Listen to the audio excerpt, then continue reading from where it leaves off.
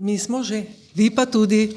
Lepa hvala za to, da ste sprejeli dejstvo, pravzaprav, da smo imeli samo 5-minutni odmor. Tukaj z nami je že naš naslednji gost, in sicer magister Miran Možina, direktor Ljubljanske podružnice Univerze Zigmunda Freuda. Že ime pove marsikaj, a ne?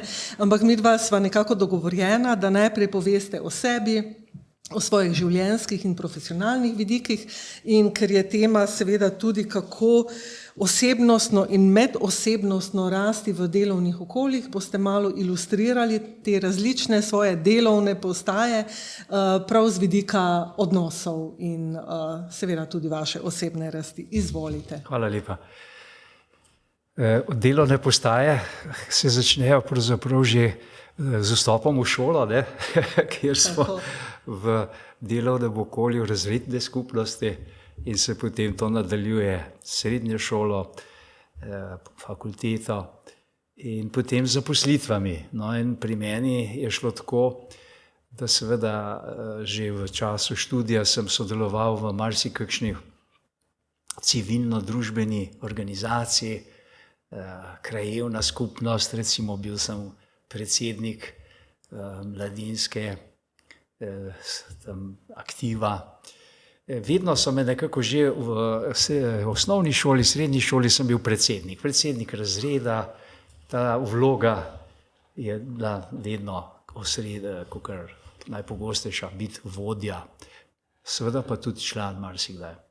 No, potem pa, kar se zaposlitev tiče, je bila gotovo zelo zanimiva izkušnja v javnem zdravstvu, kjer sem delal v psihiatrični bolnici, potem pa na področje izobraževanja, torej na fakulteti za socialno delo, pa potem zdaj ta zadnja postaja je to je bila javna, spet izobraževalna ustanova, pa spet zasebna, ne, fakulteta. Tako da tudi vse te razlike so mi zdaj malo, ko pogledam nazaj, zelo zanimive med izkušnjami v javnem sistemu, zasebnem, civilnem, neprofitnem in tako naprej.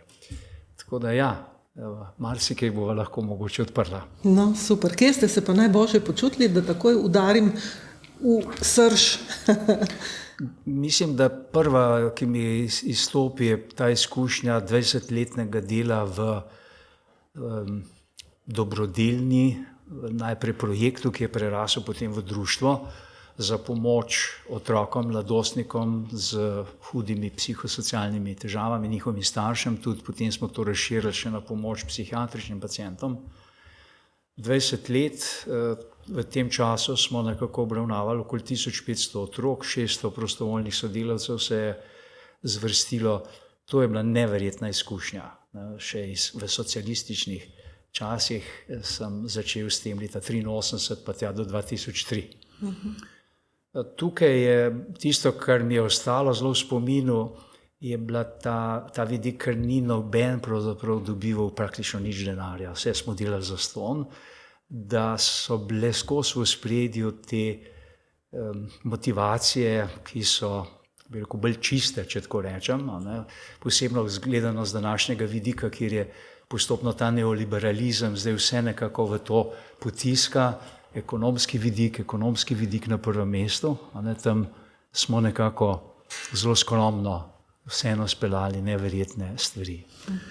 Tako da to, druga stvar, ki je iz tega obdobja zelo zame pomembna, kar se tiče sodelovanja v timu, je, da je bil to en čas velikega upanja, da se bodo zgodile še vedno upanja, čeprav takrat je že se nakazovalo neko novo obdobje. To so bile te ideje, ki so od leta 1968 po Evropi in tudi po ZDA tako razburkale intelektualno, predvsem svet šolstva, tudi študentov. To so bile te demonstracije študentov za demokratizacijo, recimo tega poučevanja.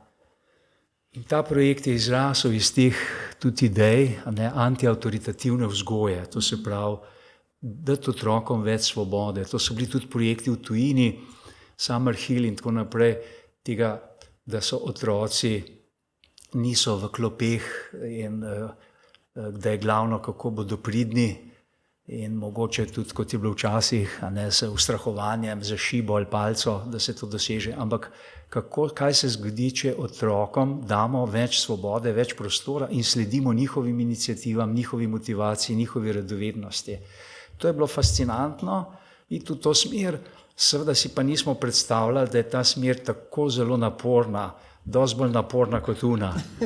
Tako da smo šli skozi zelo velike tudi pretrese, dvome, stiske, ampak ja, smo kar dobro pluli vsa ta leta nekako. V bistvu ste opisali zdaj v tem zadnjem delu dva ekstrema, ne? Potem se stvari, po eni strani huda strogost, rigidnost, po drugi strani več svobode in nekako življenje nas uči, da je tista srednja pot nekako najboljša, ne? Ampak jo najti, to je pa modrost, ne? To je pa tisto ta pravo. No, zdaj, če to naveževa še na ta okolja, kjer so bodisi javna mreže teh javnih izobraževanj ali pa javnega zdravstva, kjer imam izkušnjo, ali pa zasebnih ustanov, iniciativ. Tukaj je danes velik izziv. Mi ne moramo iti več v to piramidno, hierarhično strukturo na delovnih mestih. To ne gre več. Preživelo. Čeprav se mi zdi, da če gledamo, kako je organizirana medicina, se mi zdi, da je še vedno tega veliko, te hierarhije. Zdaj, vojska je gotovo primer, kjer si takoj predstavljamo, general, major in tako naprej dol do desetarja in da to pač ubogat, kar dobiš ukaz.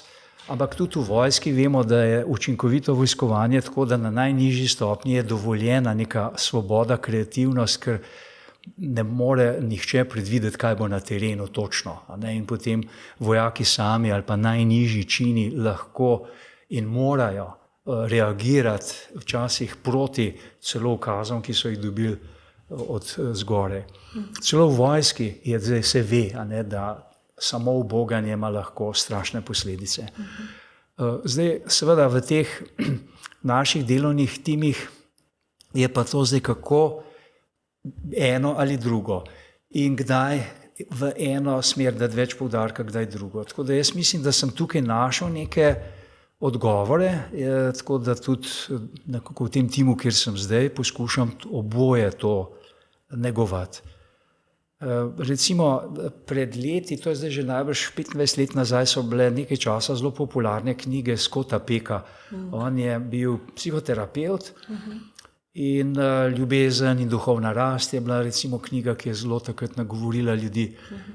Podobne stvari, kot ste v prejšnjem intervjuju se pogovarjali. No, potem je pa napisal eno knjigo Svet, ki čaka, da se bo rodil.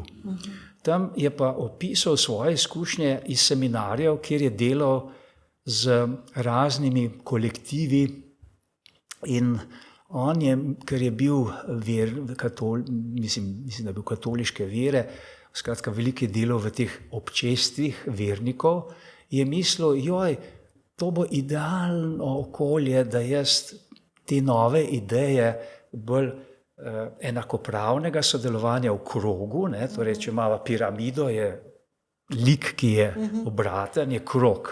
Tukaj smo vsi enaki. Tudi če si pod funkciji višje, ne bi gojil neke neposredne, avtentične, tudi iskrene odnose z sodelavci, pa ne glede na kateri stopnji hierarhije. Tudi snažilka je izjemno pomembna. Mogoče pa potem še prišla do zgodb o kakšnih snažilkah. In on je potem doživel veliko razočaranje, ker te skupnosti nekako niso se pokazale pripravljene na to spuščanje, opuščanje hierarhije, ne da bi jo zdaj popolnoma vrgli v koš, ampak da bi jo uravnovesili s temi bolj enakopravnimi odnosi. Zanimivo, kje je pa našel največji poslug? V poslovnem svetu. In potem opisuje te treninge, kako je šlo. Zelo, zelo zanimivo. No, in njegova glavna ideja je bila, kako ohraniti dvoje, kako fleksibilno prehajati, kako ne pozabiti tudi, kaj so odgovornosti, ki so seveda različne na različnih stopnjah hierarhije, hkrati pa zaupanje gojiti, to povezanost, to čustveno klimo, vzdušje, ker brez tega na dolge proge, že na srednje, ne bo šlo dobro. Tudi glede produktivnosti vemo, in kreativnosti timov. da če ni čustvene klime, če ni tistega, pripadnosti, ne? ja, jaz ti tudi, a ne odnosa. Ja. Če je samo šef, pa že se tresemo, ko pride, pa je že stres, ali pa da si zamislimo, da bi skozi vrata prišel, tisto ne bo šlo dobro. Ja. To doživljamo vsi sleherni dan na svojih delovnih mestih, pa konec koncev tudi v družinah, v vseh skupnostih. A ne? In se mi zdi, da zelo pomembna je stopnja ozaveščenosti, stopnja zavesti ljudi in če je ta približno enaka, potem tudi neka skupnost, pa visoka še obenem, potem neka skupnost v redu, harmonizirano deluje. Če pa so velike razlike, ponavadi tisti z nizko stopnjo so prej zagovorniki neke hierarhije, kot pa obratno. A ne? Tako je, ja. Tako pač. Ta stopnja samorefleksivnosti, to je zelo eden ključnih elementov. Zdaj, če tudi gledamo, kaj se na slovenskem tržišču trenutno, veliko knjig je ta socialna in čustvena inteligenca, ki je prišla z temi popularnimi knjigami psihologa Daniela Golemana. On to je razdelil na mnoge, bi rekel, podstopnice, ne, ali pa dele kroga, ki ga lahko gojimo. Samorefleksivnost za uspešno delovno okolje je zelo pomembna. Tukaj je pa še zelo zanimiva zadeva. Obstaja samorefleksivnost na ravni posameznika, ta je zelo pomembna, ampak obstaja samorefleksivnost na ravni skupine. Ne? In to je zelo pomembno. Tega se ne zavedamo toliko. Ja. In samorefleksivnost na skupine se pa samo takrat vzpostavlja, kadar so mnogi pogoji izpolnjeni. In danes sem tako, ko sem se pripravljal na to oddajo, ker vsega ne bova mogla, hotel skoncentrirati mogoče na občutek varnosti, ker danes se mi zdi, da je začelo tukaj nam zelo se razkrajati. Vse manj je občutka varnosti, ki je zelo povezan z zaupanjem, in potem dialog ne steče in samorefleksivnost se ustavi. Ni možno, da bom jaz zdaj res vstopil v tvoje čevlje in videl skozi tvoje oči, tako kot je bila tudi prejšnja, recimo, ko sem malo poslušal, kar ste se prej pogovarjala v intervjuju, je točno to poudarila. Jaz imam en svoj pomen, ti imaš en svoj pomen in zdaj moram jaz vstopiti v tvojo kožo, da tvoj pomen čim bolj razumem in seveda, če ti narediš isto, v tem primeru se zdaj zgodi samorefleksivnost v dvoje, ki je druga stopnja samorefleksivnosti. Na višji ravni. Danes se tudi govori o intersubjektivni zavesti. Zavest ni samo fenomen posameznika, ampak lahko dvojke, družine, skupine. Tako da, zdaj pa, da do tega pride, mora pa biti en ključnih stvari je varnost in zaupanje. No in tukaj psihoterapevti imamo zelo veliko izkušenj. Zakaj? Zato, ker naše delo temelji na od prvega trenutka naprej s človekom, ki se na nas obrne po pomoč, delati na občutku varnosti, zaupanja. Če tega ni, se nič naprej ne more graditi. In to smo trenirani leta in leta, kako z svojim načinom komunikacije, izžarevanjem, osebno držo, z neverbalno komunikacijo, kako z avtentičnostjo, kongruentnostjo, da ne nekaj govorimo, pa drugo počnemo, z empatijo, sočutjem, radovednostjo. To so kup teh stvari, ki jih je treba negovati, da se to vzpostavlja. Recimo tehnike raznega dela, ali delamo po tej metodi, ali drugi so sekundarnega pomena. To je tista baza in na tem se potem lahko gradi. Tako da jaz mislim, da psihoterapevti za današnje stanje v družbi širše in svetu imamo ta know-how, ki lahko zelo pomaga. In meni se zdi, da v tem kolektivu, kjer sem jaz, je veliko tega, da vsi poskušamo nekako prispevati k temu vzdušju. In da iz tega potem se seveda tudi delovne naloge, ki se potem lažje dobro skoordinirajo. To je ključen izziv. Zdaj pa, če gledamo širše danes, pogledajte COVID čas, kaj se dogaja, te polarizacije. Čim prije do polarizacije pomeni, da nekaj v zvezi z zaupanjem ne štima in da se ne počutimo varni. In čas COVID-a je bil gotovo čas večje ogroženosti, A ne, in iz tega takrat se je zelo videlo, bolj jasno kot povečevalnim steklom, kaj se zgodi, če začne splošno vzdušje nevarnosti se širiti, po šolskih kolektivih, po delovnih kolektivih, povsod je bilo. Ne? In kako takrat začnejo neke bolj primitivne stvari se dogajati, ne, ki preprečujejo povezanost pravzaprav. A ne, in potem seveda, ker ni več te povezanosti, se pa začne z vedno večjimi ukrepi neke prisile in se človek pridemo v začaran krog. Mislim, da je to COVID lepo pokazal. A ne, in kako pri tem sodelujejo tudi ti mediji, kot je internet, ki je itak tako narejen, da če ti daš čustveno provokativno informacijo v sistem, pride do polarizacije. Tako je narejen tudi zaradi algoritmov. A ne, ker se bodo eni opredelili tako do nečesa, kar je čustveno provokativno, drugi drugače, in potem ti algoritem še daje vedno nove in nove informacije in te zapira v ta tvoj krog. A ne, vse manj je verjetnosti, da se boš recimo cepilci, proticepilci, da bi sploh lahko sedeli za mizo, pa se vprašal, čakajte, dajmo mi zdaj te dve oznaki malo na stran, daj mi povej ti, če je na nasprotni strani Zvonka ali Majda ali Jože, povej mi, kako ti razmišljaš, kako čutiš, jaz ti bom povedal in vzpostavlja najprej ta človeški stik, saj tudi ti dihaš, jaz tudi, meni tudi srce bije. Kako pa razmišljaš in potem iz tega naprej.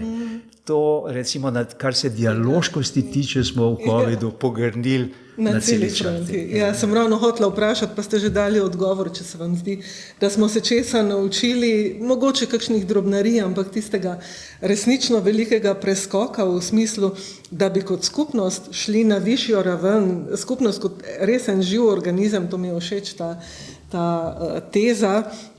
Tega pa mislim, da nismo naredili. Ampak kje mislite, da je treba začeti odvozlavati in graditi to dialoškost? Vsak sam pri sebi zagotovo ne. Se pravi, kot skupnost moramo tudi iskati rešitev za zdravo skupnost. Kje, kako? No, zdaj, če se malo bom držal tega fokusa, ne, ker se mi zdi, da ta vprašanje, kdaj smo ogroženi, ker zdaj, to so zelo zanimiva odkritja bila zadnjih 20-30 let tudi v medicini, v nevrologiji, nevroznanosti, da ta sistem za prepoznavanje ogroženosti pravzaprav pri človeku stalno deluje, pri vseh nas. In to je na nezavedni ravni. To kot en detektor. Mi čim pridemo recimo v nek prostor, preko vida vseh čutil, takoj ocenimo, ni treba zavestno, ali je tukaj ok, prijetno, ali kaj ni v redu in tako naprej. Ali lahko bilo tudi kaj, kar nas bo spravilo v nevarnost. In seveda prebije zdaj ta sistem, ki stalno deluje, v zavest samo takrat, kadar je recimo dovolj pomembno, če tako rečem. Recimo tak primer, ki ga je Daniel Goleman v svoji prvi knjigi o čustveni inteligenci posredoval, je bilo, kaj se zgodi, če mi gremo na sprehod po hribih recimo in nenadoma je tam en modraz. Ja. In to se mi je zgodilo enkrat, ko sem hodil tako po brezpotih, da sem kar naenkrat skočil. In nisem vedel zakaj. Potem se obrnil nazaj in vidim, evo glih en modraz je tako se zvijugal v grmovje. In kaj je nauk te reakcije? Da prehiti zavestno procesiranje. To se pravi, to je lep dokaz, da deluje en sistem za prepoznavo ogroženosti, ki je zelo hiter, hitreje od kognicije, hitreje od naših misli. In to nas zaščiti velikokrat. Te avtomatični odzivi. Zdaj, iz tega ven je ta Nobelov nagrajenec Daniel Kahneman, ta knjiga je tudi prevedena. Bi vi želeli, da PowerPoint pokažemo? Ne, tega mislim, da sem že vse ključno povedal. Ja. Da je on to, ali pa če pokažemo, mogoče je zanimivo, če še kdo ne ve, da pa pogledati. To je tale Goleman, te njegove knjige, to smo že malo, to je ta kača, moram iti nazaj malo. V tej knjigi, čustvena inteligenca, je eno poglavje, ki ima naslov čustvena ugrabitev, kaj se zgodi v možganih, če da tako hitro reagiramo. No? In jaz sem jo preimenoval v ogroženost na ugrabitev, ker gre za nezavedno mehanizem. In to je predčustvena reakcija. Za čustva je potrebno še več časa, da se potem tudi možganska skorja vključi. Tukaj je pa nekaj, kar se zgodi, ko bi rekel, bolj subkortikalno, kot pravimo. No, in to so potem odkrili, da čustveni možgani so zelo povezani s tem mehanizmom, ki je tudi v evoluciji se vzpostavil, recimo pri sesalcih, vseh lahko zelo jasno opazujemo, da ne bomo v drugih živalskih vrstah govoril, da čim je neka nevarnost, čim so ogrožene, zelo hitro se lahko ta sistem aktivira, tako kot pri človeku. Ne? Razlika pri človeku pa je, da imamo pol še dodatno zanko, zelo bogato, čustveno kognitivnost, tudi živali seveda predvidevamo, da imajo čustva, ampak mi imamo še to posebno kompleksno, ampak to je ta višja pot, kot je tukaj na tej sliki prikazano. To se pravi, imamo na en dražljaj, lahko eno hitro pot in potem eno. No in o tem je potem Daniel Kahneman napisal zelo zanimivo knjigo, Razmišljanje hitro in počasno, kjer pravi, da imamo mi v sebi dva sistema predelave informacij, hitri in počasni sistem. No in tukaj so recimo nekatere stvari tako malo prikazane, ene nezavedne, tečejo same od sebe in pa bistveno vplivajo potem na to, kaj mi sploh zaznamo zavestno, kaj sploh so tiste misli, ki pritegnejo našo pozornost, kaj so čustva, ki se potem tako izrazijo bolj, da prevladajo v naši zavesti in pozornosti, kaj pri odločanju potem vpliva. Recimo delali so raziskave o kartanju, če imaš neke stave, kako se odločaš, katero karto boš dal ven, pa novo dobil, da boš neko kombinacijo dobil. Ljudje mislijo, da se to racionalno odločamo, pokazali se je, da sploh ne, da prehiteva, ta hitra pot. Tako da, to bi lahko zdaj prekinila, prosim, tale slajde. Ja. Hvala lepa.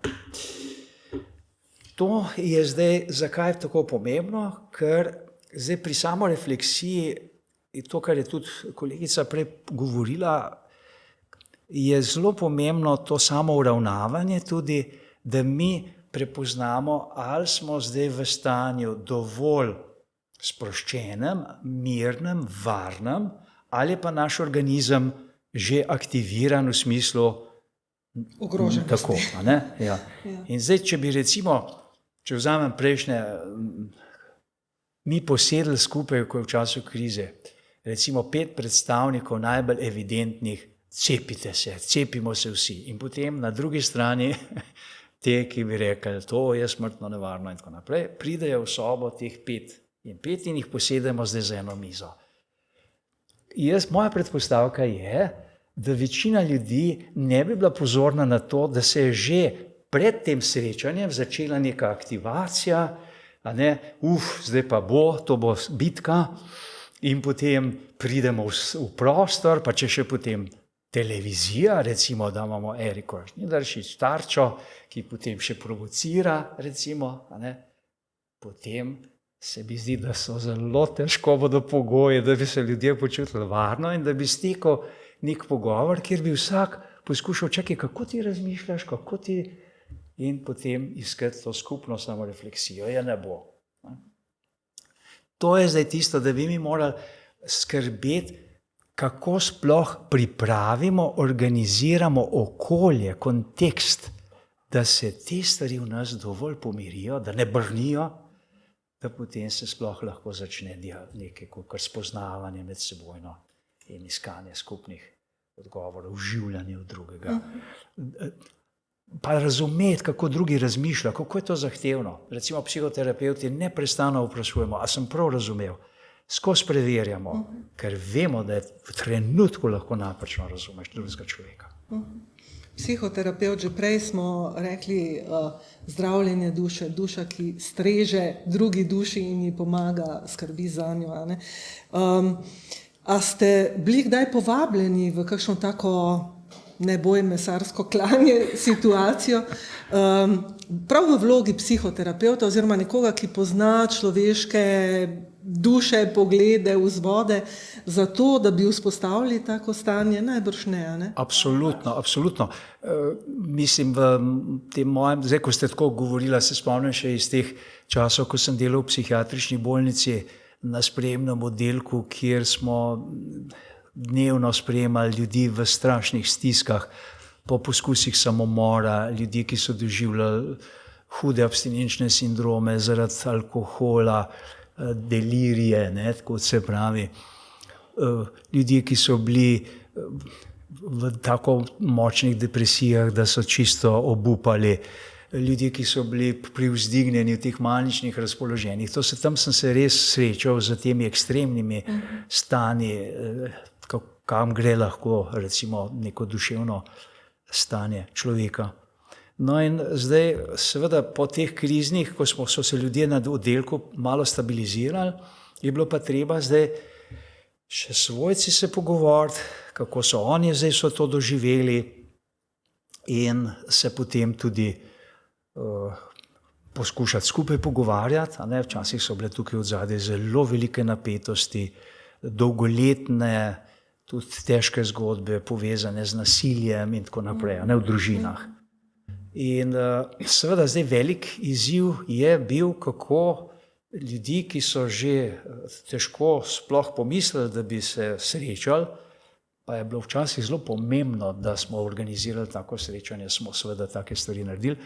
In se spomnim recimo v enem primeru, kjer je bilo veliko napetosti med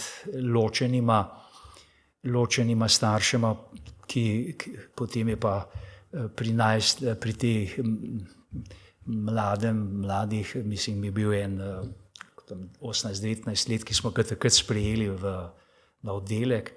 In sem videl, da ta fant je nekako obupal, da je poskušal samomor tudi zaradi tega, ker je bilo toliko pritiskov in razcepa v njegovi družini. In sem potem pač poskušal in sem povabil obe strani. In to je bil zelo burno srečanje, ampak mi je uspelo, se dobro spomnim, po kakšni uri, da smo sam na tem delu, da smo počasi prišli do tega, da iz te bojevitosti so se začele solze, takrat, ko so pa solze, pa še veš, da si na dobri poti, ker solze mehčajo vzdušje.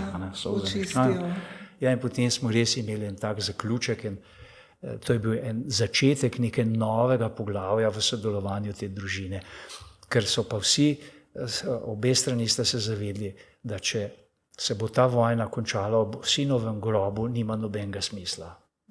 Tako kot so tudi že je Shakespeare pokazal, kar se Julije tiče, pa Rome. Iz trenutek očiščenja, ki je potem odskočna deska, lahko za naprej, če bi se tile Capuleti, ali kar so že bili, pa drugi malo prej srečali, bi mogoče bila še živa, pa bi se ločila pol zaradi tega, ker bi čez čas ugotovila, da nista skupaj, ampak tako sta pa simbolni česani, kar je tudi v redu te neuslišane in nedokončane ljubezni. Pred časom sem v Večeru brala kar en dolg dvostranski članek o tem, kakšno je stanje v psihoterapiji v Sloveniji oziroma nasploh, kar malo slabšalno, v smislu, da je treba to malo bolj regulirati, da zdaj že skoraj vsak je psihoterapeut in tako naprej. Kako vi to doživljate, katere poteze zagovarjate pri tem, gotovo imate močno mnenje? Ja, zdaj na področju psihoterapije, potem ko ni več covida, pa te polarizacije, nam je bilo dolg čas, pa smo rekli, bomo pa še mi eno udarili, po slovensko, na ostro. Tako da zdaj se pojavljajo v medijih že naslovi, ne več bitke, celo vojna. Zadnji naslov sem danes dobil na Pop TV 24 ur, vojna. Smo zdaj med zdravstvenimi tistimi. To je zame res, jaz recimo kot osebnost spadam med te bolj depresivne ljudi. Zdaj depresivci se pa ne znajdemo prav dobro v vojnah. Ne. Mi bi pomagali, jaz se takoj čutim, kaj je moja odgovornost. Moj prvi impuls je, kaj sem jaz narobe naredil, če neke stvari ne gredo. To je moj prvi impuls. Se moram zelo potruditi, da potem prediham in rečem, mogoče pa tudi na drugi strani 50%. Ne? Ja. No, zdaj sem vržen v to situacijo kot nek predstavnik ene od teh izpostavljenih ustanov in tako, in nimam izbora, pač moram tu plavati. In seveda mi je zelo neprijetno, pogrešam dialog. Kar se tega tiče, stalno smo ponujamo, ampak moram reči, da smo zavrnjeni bliže tolikokrat. Tako da pač za dialog sta žal potrebna dva. Tako da tukaj zdaj ni drugega, kakor pač se pokazati, katere stvari čim bolj jasno zastopamo in upati, da mogoče bo tudi ta naš glas slišan, čeprav seveda druga stran trenutno drži vse odločevalske ključne pozicije v zdravstvu in tudi kar se tiče teh, bi rekel, denarnih tokov, sta to dva sistema, ne, mi smo na trgu, tukaj je pa nek javni zdravstveni sistem. Tako da to je zelo tragično zame. Vsak dan se tako niham, včeraj sem imel recimo tako zelo padec, a ne se mi je zdelo tako žalosten, kaj se grem, pa koliko časa bo še to, pa brez volje, pa spet se malo naspim, pa se rečem, ok, treba je nositi ta križ. Škoda, da je tako. In tega je seveda zdaj tudi zelo veliko. Jaz mislim, eni pravijo, ne, tudi epigenetsko, ne, to je zdaj ta teorija, zakaj smo Slovenci tako slabi v sodelovanju, zakaj se tako cepimo, polariziramo. A ne, od, bi rekel, teh velikih dimenzij pa tja do družinskih polarizacij ali pa v delovnih timih. Ja, prav je, da smo epigenetsko obremenjeni, ne, da ta strašna polarizacija, ki se je zgodila med drugo svetovno vojno, a ne, in da še nismo skozi to prišli, da se to vleče, a ne, in da je to nekaj, kar nismo še res sestavili v celoto, ne, da je to zelo pomemben del, ki se potem pač odraža v vedno novih in novih nekih cepitvah. Jaz mislim, da je to gotovo en pomemben del. Se strinjam s tistimi, ki pravijo, da kar se sprave tiče, še nismo prišli skozi. Potem so pa seveda še vse te sodobni dodatki, kot sem prej rekel, internet in sistemi, tako kot deluje recimo tudi mediji. Ne? Mediji pravzaprav imajo na nek način radi polarizacije, ne? Ker so bolj zanimive od nekega mirnega dogovarjanja in tako naprej. Ne? Za novinarja, če lahko napiše recimo kakor je bilo danes objavljeno, vojna med psihoterapevti in psihiatri in kliničnimi psihologi, gotovo, da pritegne bolj pozornost. S tem ni nič narobe, tako pač stvari delujejo, ampak seveda rezultati pa ne vem, kakšni bodo. Ja, predvsem jih bodo nosili ljudje, ki bi pa potrebovali pomoč, ja. In to tako človeško, ne v dolgih čakalnih vrstah, ne. Seveda pa glede na finance, ki ste jih omenili, pač tudi potem je treba plačati za kakšne psihoterapevtske storitve, ko mogoče ne bi bilo treba, če bi to bilo bolj ukomponirano v sistem. Ja. Ja, no, saj to je tisto, kar potem tudi kot jaz, kot depresiven, zelo me prizadane, res me prizadane, me boli, ker ko rečem, da zakaj vztrajam tudi v vsej ti prizadevanjih za ta naš zakon, pravim, ker ljudje, ki bi danes rabili pomoč, to vrstno jo morajo čakati leto, dve, kar pomeni, da je ne dobijo, ne? Ker ponavljam, pomoč, ki je tako dolgo odložena, pomeni, da je ni. Ne? Ja. Zdaj, ko to rečem, nasprotna stran takoj zavpije, ne, vam gre samo za profit, vi bi se radi okoristili s tem javnim denarjem, vi niste dovolj usposobljeni. Seveda to boli, ne? Zato ker v moji praksi, ne vem, res se mi zdi, da je to ključna vrednota, ki jo ohranjam. Jaz nisem šel v psihoterapijo zaradi sebe. V glavnem sem šel zato, da lahko pomagam ljudem. Če zdaj to delam še tako, da mi je dovolj dobro, ekonomsko ali pa tudi čustveno, toliko boljš. In ja, moram potrkati, še vedno rad to delam. Tako da, to je zame ključna stvar, ker ponavljam, Psihoterapeuti danes v Sloveniji, ki se delamo s samoplačniki, nam gre dobro. Ker zdravstveni sistem tega ne more. Obdelani ljudje seveda so na vratih, tudi mi imamo že čakalne vrste. Še posebno, če dobro delaš, ker v Sloveniji se ljudje med sabo pač rečejo, glej, ta je dober, pojdi. Tako da je res pritisk in tudi po covidu moram reči, da se res povečuje. Zdaj res lahko rečem, vsak dan dobim klice. In ja, zato se gre. Tako da psihoterapeuti danes kar dobro živijo, tudi če bo tako ostalo. In res tukaj je glavni motiv, da bi tisti ljudje, ki danes ne morejo si sami plačati tega, pa to rabijo, dobili to. Tako, jaz mislim, da je to glavno vodilo. Jaz sem varuhinja časa, tako da nažalost tukaj imava sicer eno vprašanje še. In sicer, ali obstajajo kakšne vaše delavnice, predavanja na temo duševnega zdravja in samorefleksije ter v odnosih v podjetjih, bi poleg že priporočenega gradiva priporočili še kakšnega, se pravi, poleg tega, kar je bilo na PowerPointih, morda lahko na hitro odgovorite ali pa tudi... Zelo hitro, v enem stavku. Jaz, da bi predavam sicer rad, in sprejmem to, vendar od tega ni velikega učinka. Učenje tega, kako zagotavljati vzdušje varnosti, kako graditi zaupanje, to je stvar vaje. Zato imam najrajši supervizije. Predvsej se ukvarjam s supervizijo že desetletja in neki timi potem hodijo k meni lahko več let tudi, mesečno enkrat. Včasih naredimo tudi kakšen intenzivni trening, seminar, kjer delajo ljudje vaje, kjer tudi posnamemo, z video je zelo dobra pripomoček, da ljudje vidijo, kako se pozicionirajo v odnosu, kakšna je njihova neverbalna komunikacija. To je tisto, kar rabimo. Vaja, vaja, vaja. Tako da tudi sem zelo vesel, da s svojimi študenti lahko jih spremljam leta dolgo in jim pomagam predvsem preko vaj. Teorije se relativno o tem človek hitro nauči. Prebereš 2-3 knjige, se več ali manj ponavlja, so različne teorije, malo različni izrazi, ki v bistvu govorijo o zelo podobnih stvarih. Tako da to se mi zdi, to bi rekel ljudem, tisti, ki želimo imeti boljše, moramo to vaditi. Tudi nisi nikoli dovolj dober. Vedno se lahko še učiš naprej.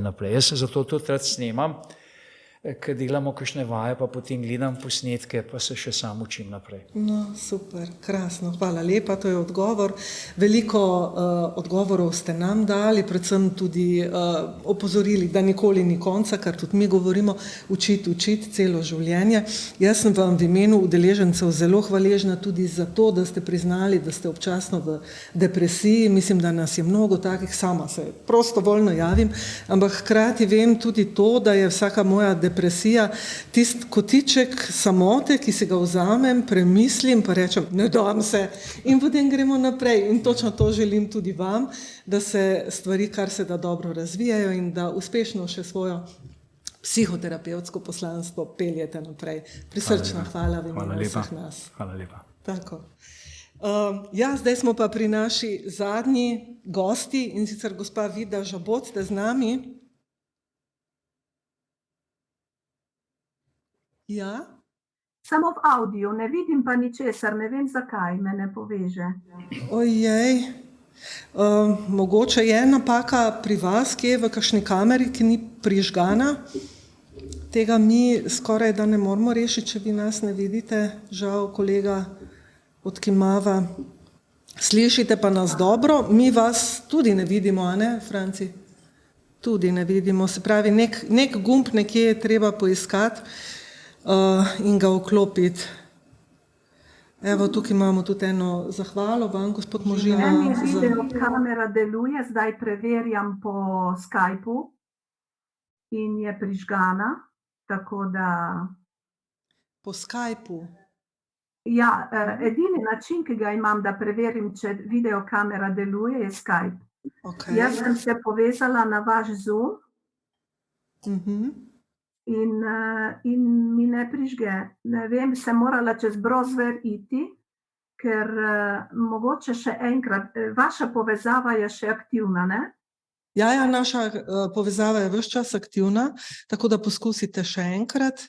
Absolutno vas bomo počakali, ker vas zelo pričakujemo vašega prispevka.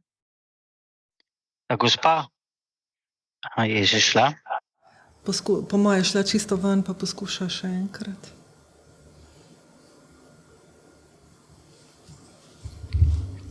Vi pa tudi izvajate izobraževanja za psihoterapevte na vaši univerzi, tako da... Kje ste bili, ko sem jaz bila mlada? Jaz bi tako, res? Kot ekonomistka, informatik, nisem bila niti malo srečna s tem svojim, ne izobrazbo, ne izobraževanjem predvsem, izobrazba že okej, ne z bivšo službo, tukaj zdaj sem okej, ampak vmes pa sem delovala kot laična terapevtka in bi resnično potrebovala tudi, morda bi me zapeljalo v te vode. Pa delam tako, laično, še naprej. Če ste depresivni, je ta poklic fajn. Ker res, mislim, toliko dobiš, tega neposrednega. Veš, kako se vam potegnem. Ne pa tudi, ko ljudje veliko ti dajo, z tega zaupanja. Človek sem, nič človeškega mi ni tuje, je naslov tega drugega dela današnjega, prav to, s čemer ste vi začeli, kar bo gospa Vida tudi nadaljevala, tako da, mislim, pogledati v te globine, ker najdeš grozne stvari, najdeš pa tudi tiste žarke, ki osmišljajo človeka, naše bivanje, naše stremljenje, vedno više. Tako kot je tista lepa, skozi rano posije svetloba. Lepa, res lepa. Res lepa. Gospod Vido, smo zdaj čisto izgubili, se bojim. Tudi lahko malo premostimo še. Bi vi želeli še kaj takega poudariti, dokler se gospa Vida ne uspe? Kar sem na koncu rekel, se mi zdi, da psihoterapevti imamo ta know-how, recimo kako v mikrovzdušju, v tem zaprtem, relativno zavarovanem z posameznikom spostaviti to zaupanje. In potem tudi kako recimo v skupini. Zdaj, meja nekako je tukaj okoli 100 članov skupine. Recimo zelo težko je z več. Tako da tukaj ta know-how kaže na to, da če bi mi hoteli graditi zaupanje, varnost in iz tega potem to samo refleksijo bi mogli organizirati kontekste, kjer se dela z takimi skupinami. Za bolj intimno vzdušje recimo okoli 10-12, pol pa lahko seveda tudi se večja skupina dobi, ampak moraš tudi negovati malo skupino. In včasih, in zelo pomembno spoznanje pa tudi to, da nekateri ljudje so tako ranjeni, da v skupini ne morejo zafunkcionirati, ne da bi se čutili ogroženi. Tako da imamo psihoterapevti screening, najprej individualno preverimo, ali je človek dovolj krepak v sebi, da zdrži skupino, ker skupinski procesi so dosti bolj intenzivni kot individualni. Vsa čustva v skupini so na kvadrat, so na tretjo potenco, karkoli se zgodi, ali je prijetno ali pa neprijetno. Pa primerjava z drugimi se mi zdi zna ustrahovati nekoga, ki se počuti depresivnega, recimo v tistem trenutku. Primerjava je lahko zelo občutek. Če človek ni imel recimo zgodnje izkušnje varnega odraščanja, bo dosti hitreje se ta sistem je hipervzburjen. To danes vemo, ta amigdala, tako imenovana, je tak zelo pomemben del tega sistema ogroženosti in ta skozi detektira, kje je varno, kje ni. In nekateri ljudje se sploh ne morejo dovolj sprostiti.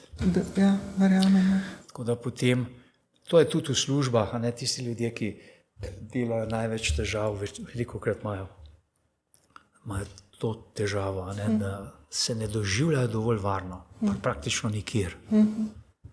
Zdaj sam pa človek pa tudi ne more biti, če bi bila rešitev, če mi je med vsemi ljudmi skozi nevarno, bom pa sam. Samota, osamljenost je pa spet drug križ. Problem zase. Tako da si bolj med silo in karibdo. Lahko te preveč osamljenost zanese ali pa se preveč izpostavljaš pa... Pa spet ni v redu, Gospa Vida, ste z nami? Ja, sem poskusila na vse načine, pa tudi video moj PowerPoint sem vključila. Ne vem, če vsaj tistega lahko vidite. Mislim pa, da je problem pomanjkanje kompatibilnosti z vašo verzijo Zooma in tisto, ki jo imam še jaz od par mesecev nazaj. To je Zdaj pa ne vem, kako se to lahko reši. Franci, ti še poskušaš kaj reševati ali probamo samo audio, ne? Samo glas najboljše, seveda. Ja, jaz mislim, da ne bomo tratili časa. A vam to ustreza, da potem nam samo govorite in mi pač ne vidimo tega PowerPointa, pa ga morda po e-pošti pošljete in potem vsa ta gradiva itak objavimo na spletni strani. Bi to šlo? Aha. A me slišite? Slišimo vas pa dobro, ja?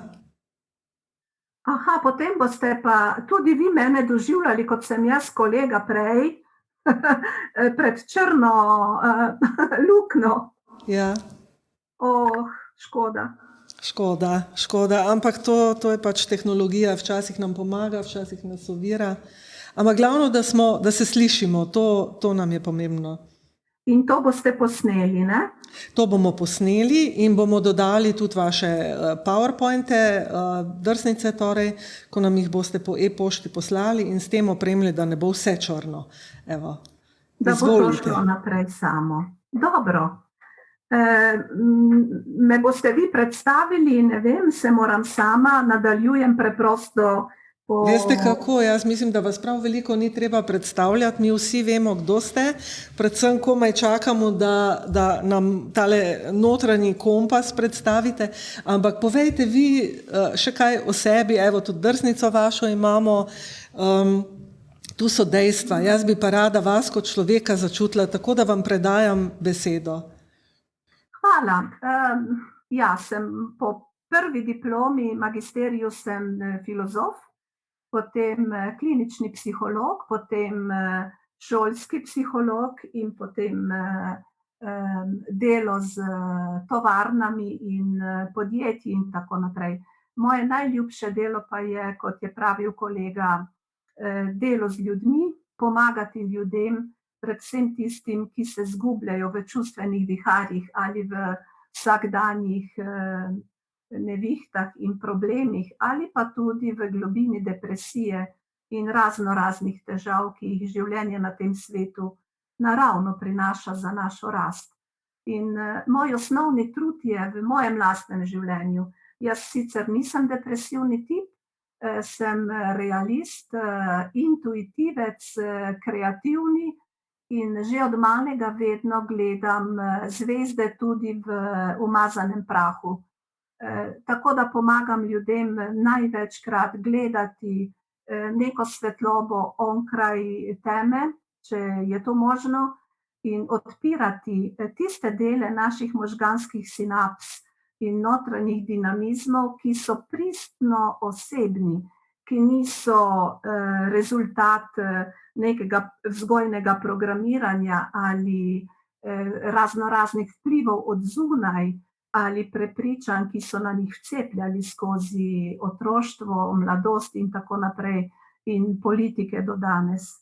In to je, mislim, moje poslanstvo in to me osrečuje in ko vidim lepe rezultate in nove ozaveščenosti in svobodo in ljudi, ki znajo mirno in vedro živeti ne glede na teror, ki nam ga zganjajo okrog, sem hvaležna in mirno živim naprej. Evo me, to sem jaz.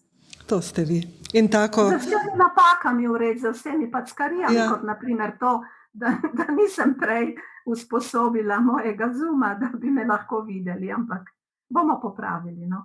To vam absolutno odpustimo, imamo pač podcast namesto Zoom sestanek z vami, ampak izvolite, kar nadaljujte, naslov je tudi obetaven, notranji kompas za čase čustvenih viharjev, v katerih nedvomno smo že kar nekaj časa in kako prerasti strah. Strah je res tisto čustvo, ki očitno je res tisto prvinsko, vedno znova pride na plan in vi vodite ljudi in samo sebe seveda tudi skozi to. Ja, zelo me je razveselila vaša tema o spretnostih in iz moje terapevtske izkušnje, ker sem pač klinični psiholog in filozof, ugotavljam, da je obvladovanje strahu in posledično tudi jeze in zamer ključna spretnost, ki dovoli ljudem, da pridejo do svoje sreče, do svojega notranjega miru in predvsem do svoje notranje moči, to je do kompasa. No?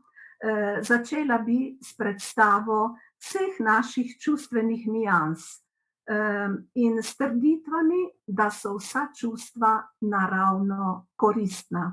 Nekatera so bolj prijetna, druga so manj prijetna, nekatere so nas učili, da je treba zatirati ali zmanjšati, in to je bila velika vzgojna napaka. Vsa čustva je treba sprejeti, se z njimi pogovoriti in jih obvladovati, ker jaz navadno nagovorim ljudi tako preprosto.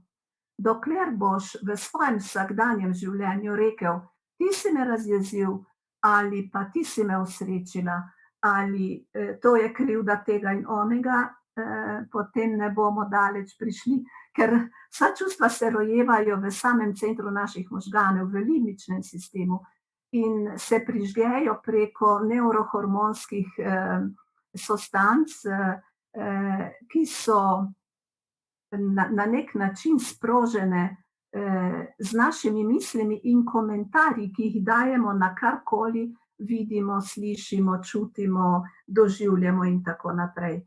Zato, glejte, so naša čustva dragocena, lahko pa se razbesnijo v vihar, če ne znamo biti komandant tega.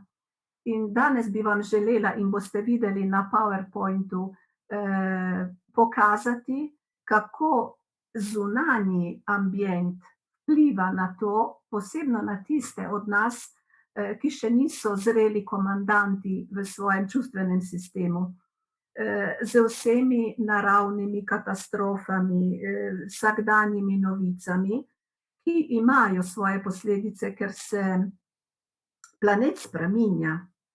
In vse skupaj z dogodki in komentarji povzroča nek kronični občutek ogroženosti, o katerim sem slišala, da ste že govorili, hvala Bogu. In ta kronični občutek ogroženosti velikokrat presojamo na doseg našega soseda, naše vlade, naših sorodnikov, sodelavcev, politikov, svetovne ekonomije in tako naprej. Jaz bi vam danes želela prikazati drugi zorni kot, ker smo vedno bolj izpostavljeni tem čustvenim viharjem in družbeni mediji načrtno hranijo in širijo ta vihar. In se pogosto sprašujemo, ma kje je resnica? Zakaj ta zmeda, kaos, strah, negotovost? Kdo sploh govori resnico? Ali je sploh možna resnica? Oprostite tega filozofa v meni, ne? Ampak komu verjeti, koga poslušati, komu zaupati, kje iskati rešitve?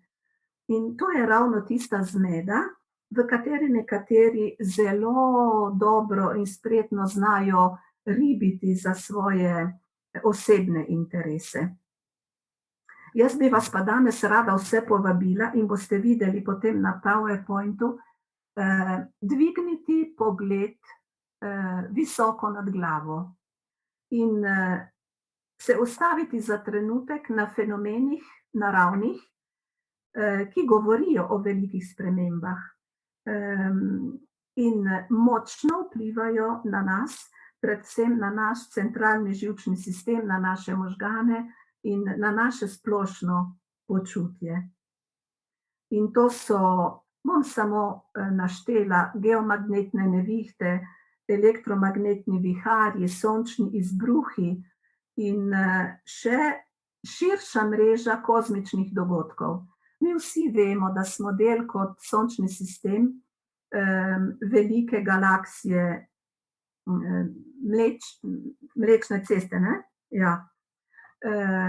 In vemo, da vsaka galaksija ima v centru črno luknjo, ki na nek način pluva, močan fotonski žarek. In tudi naša galaksija ima ta center, ki povzroča in širi in sproža še druge spirale energetske, ki vzdržujejo ves naš univerzum. To nam astronomija, vsak astronom to ve, v ravnovesju in harmoniji, da se nam planeti in galaksije ne zaletavajo, tudi če to včasih povzročijo iz drugih namenov. In te spirale, mi smo v spirali Plejad, to je zvezdna spirala 7 zvezd, in potujemo okrog tega osnovnega centra, ki je Alčon, in naš sončni sistem je vključen v ta konglomerat. Tam boste videli, ko sem vam napisala, mi smo tu, in zdaj potuje proti, se prestavlja proti centru naše galaksije.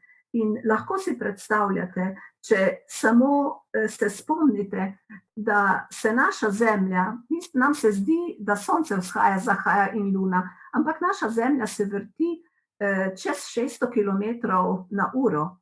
In kako leti v samem vesolju, vam niti številke ne vem povedati, tako je hitra, čeprav mi tega ne zaznavamo z našimi čutili. In je pa, kot smo prej slišali, marsikaj podzavestno vpliva na nas, da znamo presoditi, kaj je nevarno, kaj nas ogroža in kaj ne. Tudi te spremembe kozmične vplivajo na nas. Naše Sonce, naš sončni sistem gre okrog tega centra vsakih 26.000 let. In ker je ta žarek, boste videli, en tak močan pas gama žarkov, ki reže te kroge, v katerih potujejo planeti, in je to vsakih 25.920, mi rečemo 26.000 let. In ker gre dvakrat, če ta pas, gre čez ta fotonski pas v ciklusu, je to vsakih 13.000 let. In takrat se frekvence valov neverjetno zvišajo. Evo, mi smo zdaj v samem srcu, naš planet in so naše osončje, v samem srcu tega fotonskega močnega žarka. In to globinsko vpliva na ves sistem našega planeta. To vidite, ni vam treba gledati dnevnika ali dokumentarjev. Opažamo vsi, kako te spremembe na mikro in makro realnosti. To pomeni naše celice, naši kromozomi, in tudi ravnovesje velikih sistemov iščejo odgovore in nova ravnovesja na te izzive. Narava se zna prilagajati, ker jo vodi, vidimo, neka višja inteligenca. Mi, človeštvo, ki smo pa svobodni in lahko izbiramo, kako uporabljati instrumente in spretnosti, ki nam jih je narava dala in jih mogoče še nismo vseh odkrili, se pa vsak odziva po značilnostih in sposobnostih osebnih, do katere točke je pripeljal svojo zaznavo in je zmožen ustvarjati nova ravnovesja in nove harmonije v sebi. V vsej tej gotovosti, ki velikokrat povzročajo tudi paniko, pomislimo samo na zadnje dogodke vojne ali pa poplav v Evropi in v sami Sloveniji.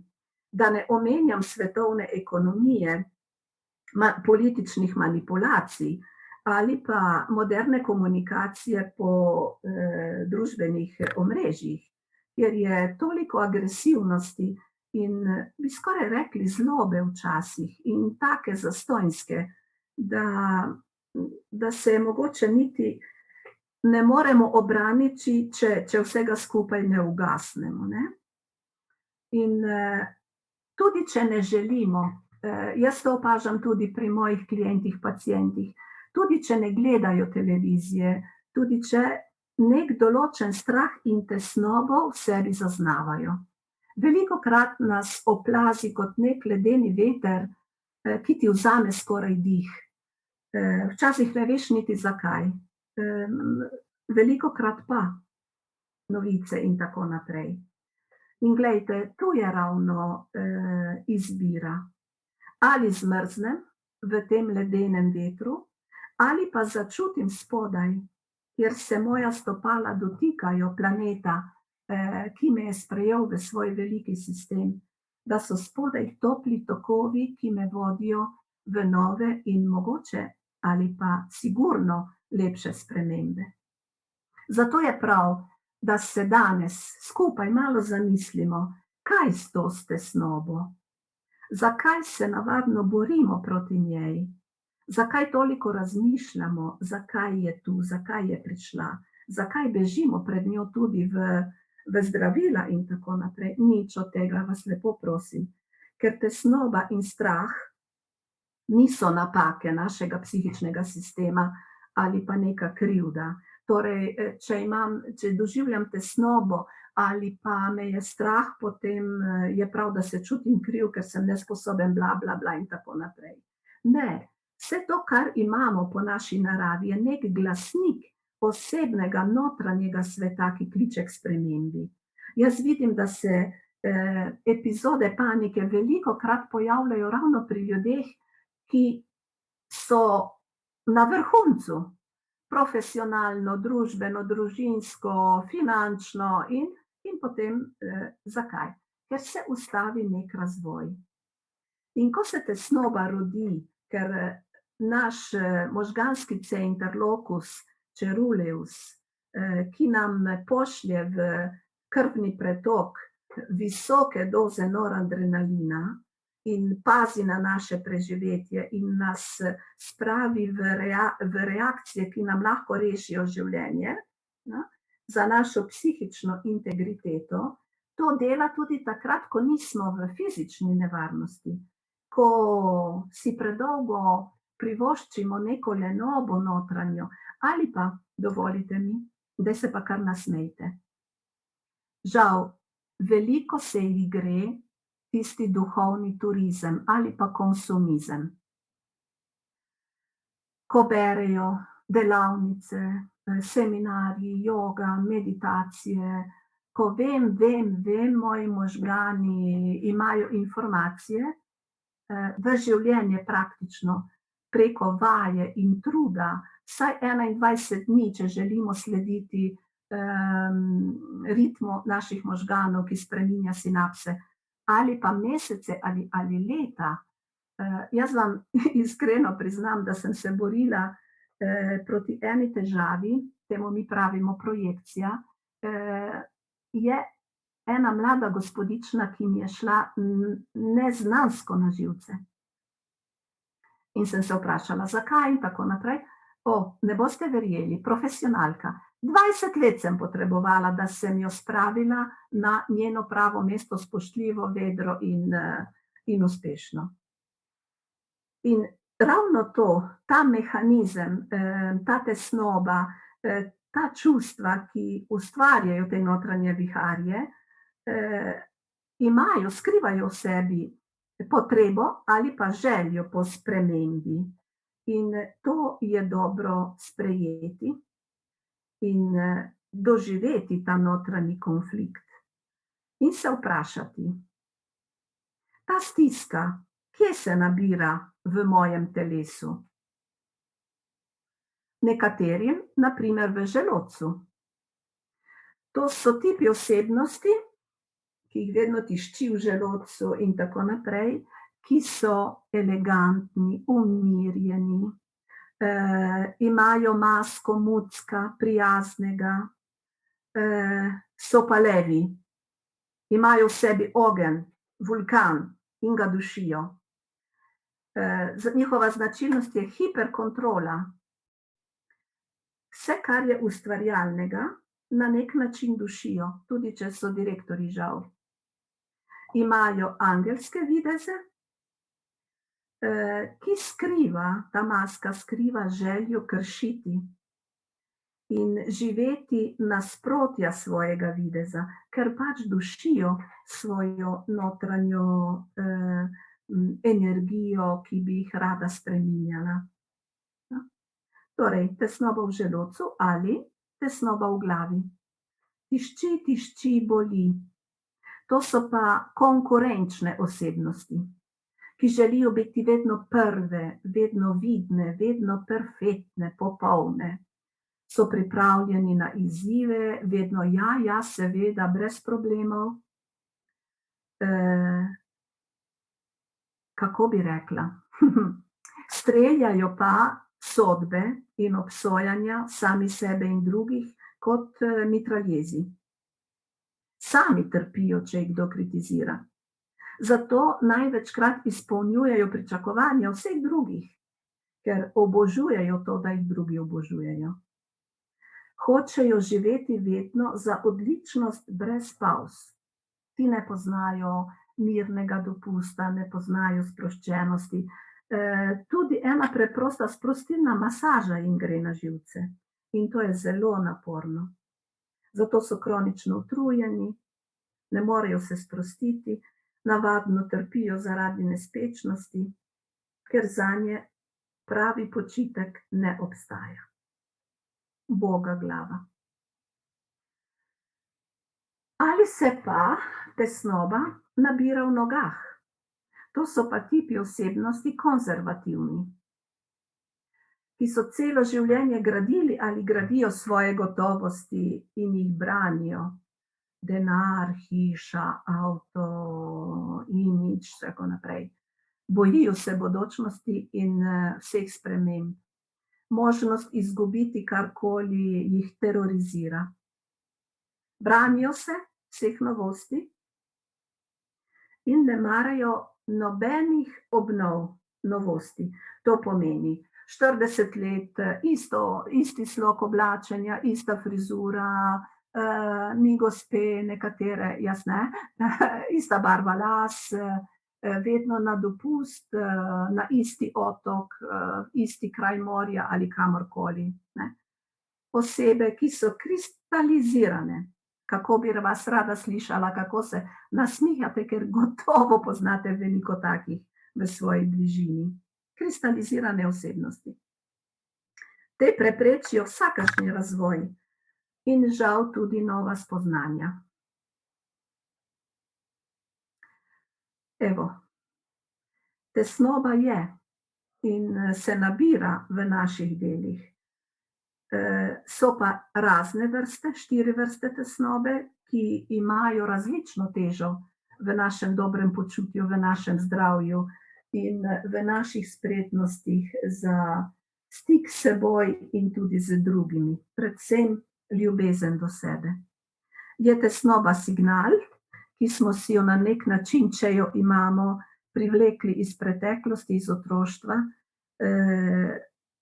ko je bilo nekaj dojeto, neka situacija kot nevarna, ali pa so nas prestrašili, ker so kričali, nas kregali ali karkoli.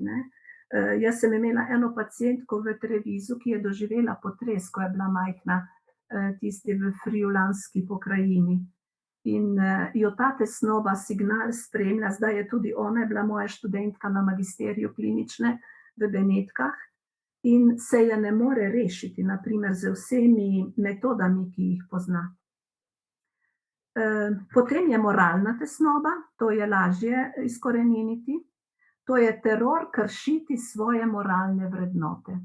Ker tukaj je nekaj otroškega noter, ker otroci, ki so bili strogo vzgojeni, vejo, da če kršijo neko vrednoto, moralno ali kakršnokoli, potem so posledice lahko zelo boleče, hude in tako naprej.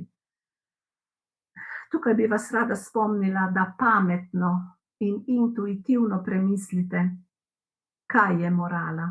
Ker naravna je etika in ta ima svoja pravila, ki so sveta, in če jih kršite, vam bo narava sama pokazala, da ni najboljša smer in vam ne bo prijetno. Moralna tesnoba je pa družbena, to so pa naša pravila, ki si so izmislili kdorkoli. Predvsem velikokrat duhovni voditelji in cerkvenjaki in teologi in politiki in znanstveniki, nekateri in tako naprej. moralne vrednote so relativne, zato več se jih rešite, bolj srečno in lepo boste živeli. Zdaj bi si zaslužila aplavz, ne vem, ali pa mislite, da sem nora in boste šli iz pogovora. Kmalu boste pa doživeli in spoznali, da resnica res osvobaja. In jaz sem se naučila, da se resnice ni treba bati, čeprav je velikokrat neprijetna. No, tretja vrsta tesnobe pa je tesnoba ločitve, izgube. Ta je zelo huda. To je globoki strah izgubiti nekaj, na kar smo zelo navezani. In to je velikokrat vezano tudi na rane iz otroštva. Tesnoba ločitve, torej, če smo bili na nek način zapuščeni, ker so starši morali hoditi v službo, so nas pustili pri starih starših ali pa v vrtcu ali kjerkoli, ali pa so se ločili ali kaj takega, ta je huda. Ali pa smo bili zavrženi, nas niso marali, ali so nas poniževali. To so te osnovne rane, o katerih kliniki veliko debatiramo. Ali smo bili izdani, ko je nekdo od odraslih nekaj obljubil in potem te obljube ni držal. In posledično tudi rana nepravičnosti. Ko smo doživeli neke posledice kazni ali omejitve ali karkoli in to po krivici. To je ta osnovna tesnoba izgube, ki se potem lahko projicira na strah pred, naprimer, tatovi. Meni se je zgodilo, v nedeljo smo šli na eno fotografsko ekskurzijo v Genovo in je ena 50-letna gospa v strahu, da bi izgubila svoje dragocene aparate in priključke in tako naprej, zaklenila svojo ključavnico, ključ je pa pustila znotraj nahrbtnika. Torej, cel dan ni mogla uporabljati čisto nič. Glejte, veliko pomeni, veliko nam lahko pove ta strah, če je pretiran in vzbuja nezaupanje do drugih. Ta zadnja je pa najhujša in je že globoko patološka, tesnoba uničenja. To so ljudje, ki podzavestno čutijo nek teror razpršitve, razdrobljenosti svoje identitete, svojega jaza. Upam, da vam ne bo treba čez to. Vedite pa, da smo kot ustvarjena, čudovita bitja sposobni ozdraviti kakršnokoli obliko boleče izkušnje ali notranjega pomanjkanja ravnovesja. Zato naj vas nič ne vodi v obup ali v pregloboko žalost, ker se vse zadeve lahko rešijo, če je to dobro za vašo trenutno rast. Kako se pa ljudje branimo, kateri so obrambni mehanizmi v takih stiskah, v takih tesnobah? Veliko ljudi projicira, da oddalji ta občutek ogroženosti od sebe na kogarkoli in potem krivi enega drugega, grejo na živce ti eni drugi, ker vidijo, projicirajo na druge kot en lastni film na platno drugih, da lažje preživijo. Melania Klein je to študirala že pri 6-tedenskem otroku, ki ne zdrži svoje prve jeze, ko ga boli nekaj in projicira in grize mamino dojko, da ne bi eksplodiral. In ta projekcija svoje bolečine za preživetje na druge je še zelo prisotna tudi v odraslih danes. Drugi obrambni mehanizem je pa zanikanje. To pomeni, rajši ne vidim, tajiti občutek strahu in si pripovedovati nasprotno. Vse je v redu, vse bo minilo, pa kaj te spremembe klimatske, to ni nič res, s tem nas samo strašijo, ali pa saj je zapadlo 5 cm snega, kaj govorijo, da ne bo dovolj vode na zemlji čez toliko let in da se topijo ledeniki. Saj sneži vsako zimo. No, vidite, to je mehanizem zanikanja in ne bom zgubljala časa še naprej zaradi tega. In to vodi normalno v zmedenost. Ali pa ne. Je pa vseeno nujno, da se vprašamo, kaj se pa dogaja v meni. In glejte, to je to. Pot navznoter. Verjemite mi, jaz imam že 67 let in sem izkusnila na lastni koži, da vedno, ko sem iskala rešitve zunaj sebe, ni šlo dobro. Pomoč lahko iščemo, podporo, informacije, karkoli. Pot navznoter je edina tista, ki definitivno lahko reši kakršnokoli zadevo. In prva stopnja v tej smeri je ozavestiti in sprejeti lastno čustveno stanje. Preprosto. Namesto da 6 ur na dan zijamo v telefone, tablice, televizije in tako naprej, se obrnimo vase. Zaprimo oči, dihajmo globoko, se pomirimo, začutimo svoje središče. Začutimo svoja čustva, ko smo žalostni, ko smo besni, ko smo nevoščljivi, karkoli, ko smo ljubosumni, ko smo srečni in veseli, je to lažje. Ne? Objamimo in sprejmimo, ljubeče sprejmimo vsako čustvo. In začnimo misliti bolj realno o nas samih in si priznajmo, če mislim, čutim, sanjam, ustvarjam, potem so v meni neskončne dimenzije. Meni so svetovi, neodkriti predeli notranjih pokrajin, ki jih še nisem raziskovala. V meni je tudi glas. In če je glas, je vodstvo, je smer, je odgovor, je rešitev. Evo, to je ravno tisti kompas, ki nas lahko reši česarkoli.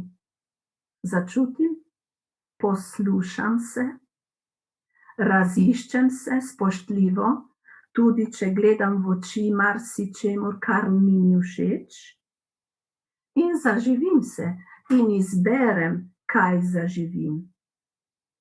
In predvsem sledim čutom, občutkom in čustvom, ne samo racionalnosti, raciji.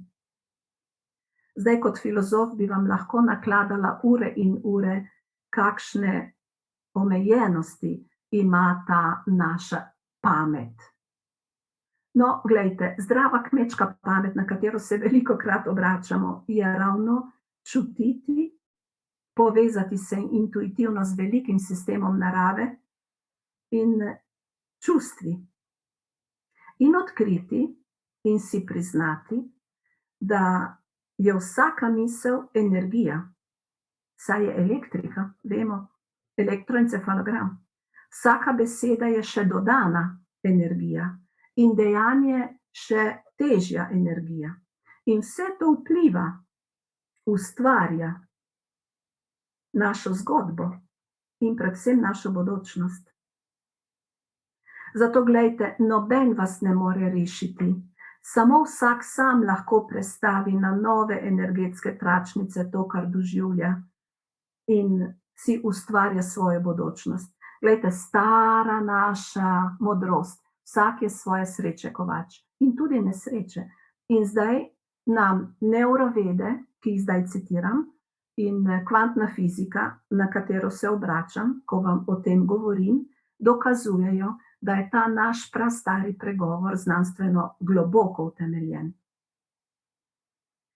Torej, najboljši način spoznanja, kaj ustvarjam zdaj za mojo bodočnost, je ozavestiti, torej vedeti, se zavedati, kaj in kako vibriram sedaj.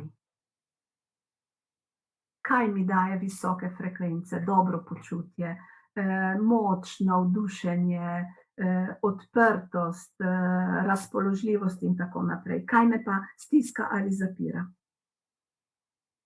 In vse tiste, mislim, da izgovore, ki jih najdemo, to je karma, to je usoda.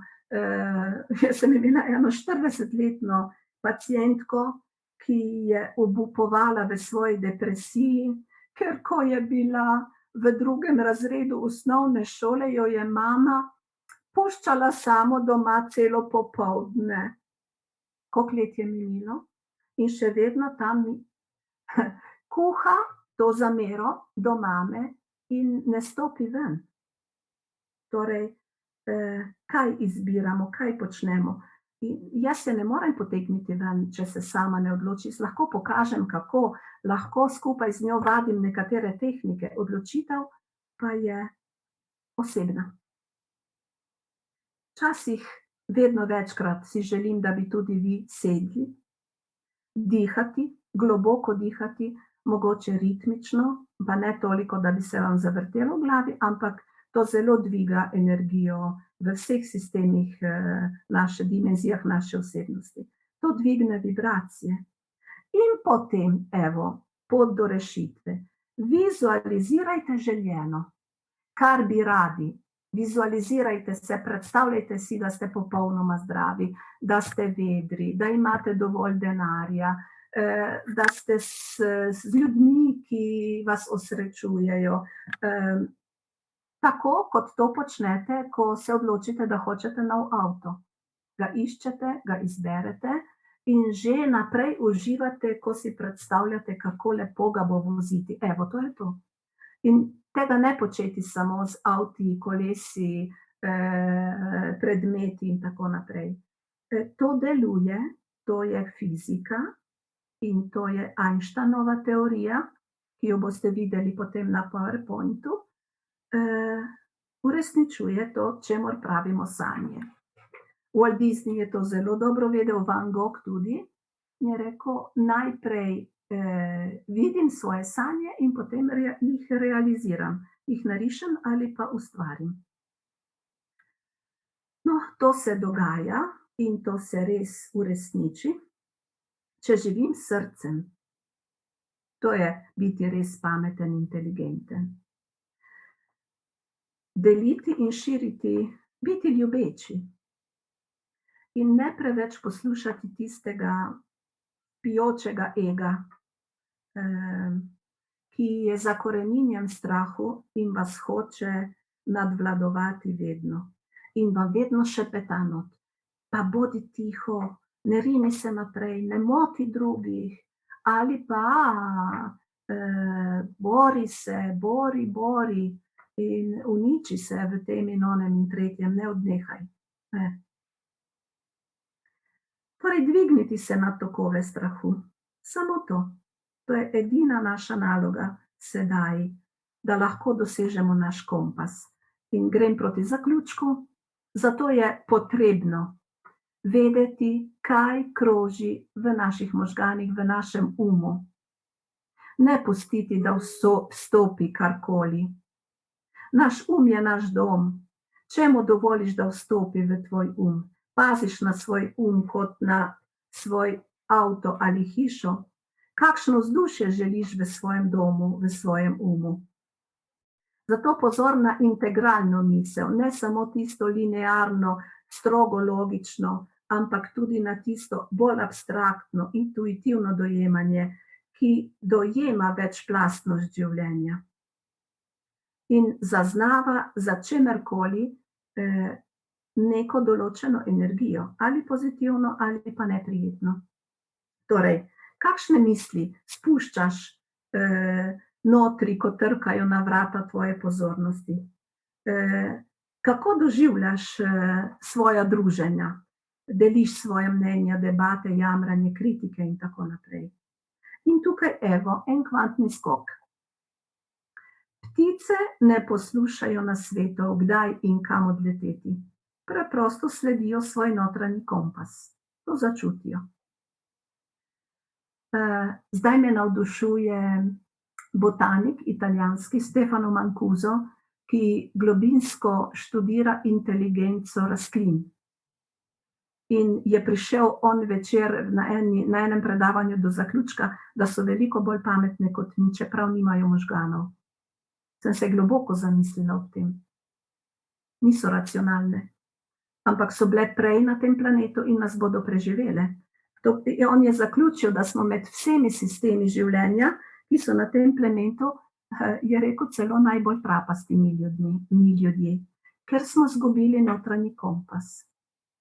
Nič in nišče v naravi ne sledi nasvetom ali mnenjem koga drugega. Vse sledi samo modrosti življenjske energije. To je to naravno, instinktivno, intuitivno vodstvo, ki vse ravna v skladu z tem napredkom. In to je naš notranji kompas. Naša povezava z življenjem samim. In vsak od nas ima v sebi sposobnost povezati se z njim, sintonizirati se s tem, kar hoče izkusiti, dobiti ta glas v sebi, to vodstvo. Težave nastanejo, ko ne slišiš tega notranjega glasu in ne slediš občutkom, ker si prepameten mogoče. Zmedenost, negotovost, jeza se pojavijo, ko poslušaš samo svoje logične misli ali mnenja drugih. Pametno debatiraš in si nesrečen in zboliš. Torej, pazi na svoj sledi svojim občutkom in čustvom, vodi v sozvočju z njimi, onkraj misli in nasvetov. Ker to edino notranje vodstvo prinaša mir, gotovost in zaupanje vase.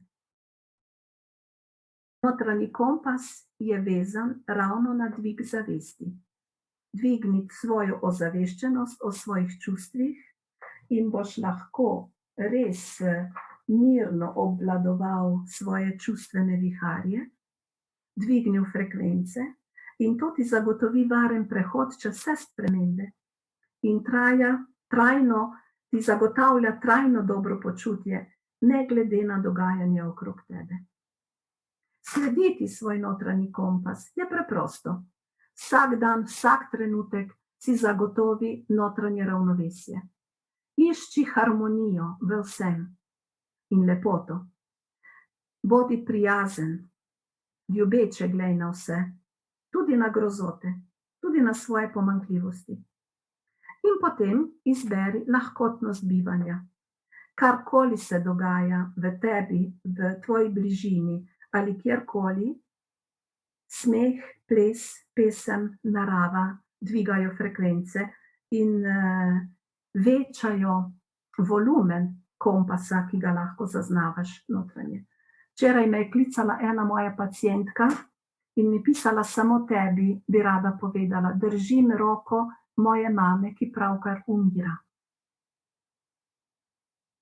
In se mi pomagala, kako lahkotno sprejeti to, da nekdo zaključi svoje življenje.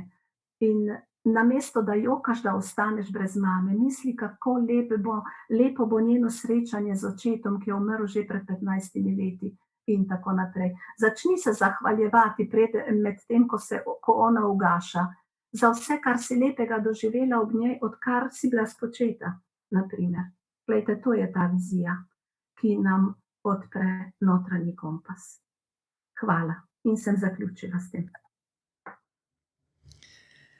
Draga gospa Vida, jaz imam kar cmok v grlu, zato ker kaj še povedati, vi ste povedali vse. Mogoče samo to, da vam nismo pripisali oznake, ki ste nam jo zaupali, in najbolj zadene to, kar vi ste, kar se tudi zrcali skozi vse povedano, in to je duhovna znanstvenica. Hvala vam v imenu vseh nas, tako udeležencev, ki jih je še vedno veliko, pa ponavadi po 4. uri še zlasti že izgubljamo pozornost, ampak je nismo. Hvala tudi v imenu in hkrati tudi vsem nastopajočim, ker mislim, da ste vsak s svojo melodijo povedali veliko istih reči, veliko istih modrosti, vsak na svoj način, vsak skozi svoja izkustva, skozi svoja življenja in skozi svoje strokovno delovanje. Vsi smo napoteni v našo notranjost, tako da imamo veliko domačo nalogo, ki jo moramo izpolnjevati sleherni trenutek. In vi ste svojimi besedami povedali resnično, kako naj to storimo, in jaz bom kar en del tega posnetka si vzela zase za tiste trenutke depresije, ne, gospod Miran? Vse to ni čisto ta prava depresija, to so tisti trenutki dvomov, nemoči, ko pa vedno znova lahko izbereš nasprotje, se pravi svetlobo, ljubezen, moč, in se takoj zavihtiš na tisto ta pravo stran. Jaz bi v tem trenutku resnično se še enkrat zahvalila vam, gospodu Možini, ki še vedno vztraja z nami, vsem, ki vztrajate, in nam zaželela, da vse to, kar ste povedali, gospa Vida, začnemo kar se da močno in z enim zanosom uresničevati. Sleherni dan. Jaz prva. Velja. Vi nam boste poslali vaš PowerPoint, da to še podkrepimo. Ni pa bilo naključje, da smo vas lahko samo poslušali in ne gledali. Se mi zdi, da smo zožili to svojo percepcijo na glas, in ta vaš glas je prav poseben in so vsebine prišle še veliko bolj do izraza. Hvala lepa. Dobro. Vam pošljem po WeTransferju. Prav, zmenjeno. Ker drugače ne gre, je premočan. Dobro. Ja, velja. Lep pozdrav vsem in dobro vozite s svojim notranjim kompasom. Hvala. Enako tudi vi, saj ta zgodba je nikoli končana, a ne? Ja. Srečno in lep pozdrav vsem na vseh koncih Slovenije in preko meja. Se dobimo in vidimo spet tako ali drugače. Srečno.